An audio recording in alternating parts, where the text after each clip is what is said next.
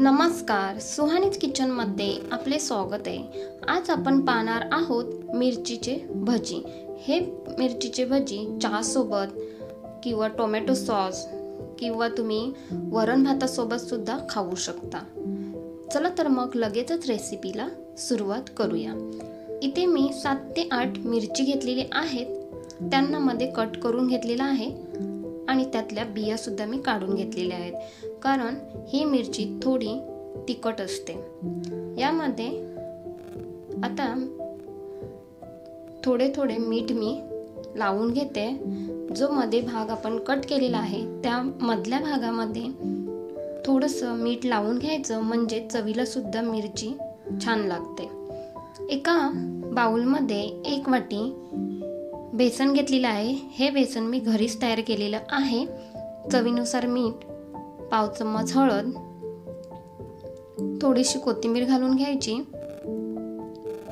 आणि या बेसनमध्ये तांदळाचं पीठ 1 चम्मच घालायचं आहे। पण मी हे घरीच बनवलेलं आहे, त्यामुळे मी इथे घातलेलं नाही आहे। तुम्ही इथे 1 चम्मच तांदळाचं पीठ घालायचं आहे। व्यवस्थित मिक्स करून घ्यायचं पाणी घालून। मिक्स करून झाल्यानंतर 1 चम्मच इथे मी गरम तेल घातलेलं आहे। गरम तेलाने आपले भजी छान असे कुरकुरीत तयार होतात।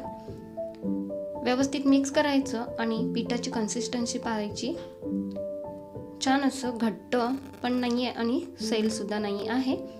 1 मिरची पिठामध्ये घोलवून घ्यायची आणि अशा पद्धतीने तेलामध्ये सोडून घ्यायची आहे।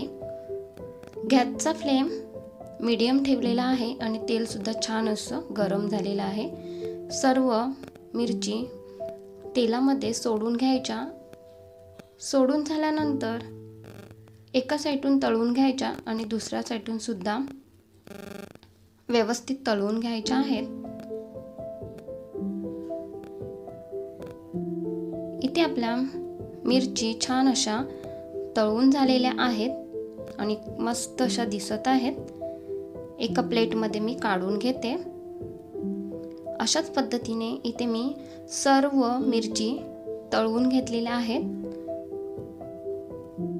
या मिरची चहा सोबत किंवा तुम्ही टोमॅटो सॉस, तोंडी लावण्यासाठी वरण भातासोबत सुद्धा तुम्ही ही मिरची खाऊ शकता। अप्रतिम चवीची लागते। नक्की 2 घास तुम्ही जास्त खाल। आणि रेसिपी आवडली असेल तर नक्की लाईक करा, शेअर करा आणि सुहानीज किचनला सबस्क्राईब करायला विसरू नका। धन्यवाद।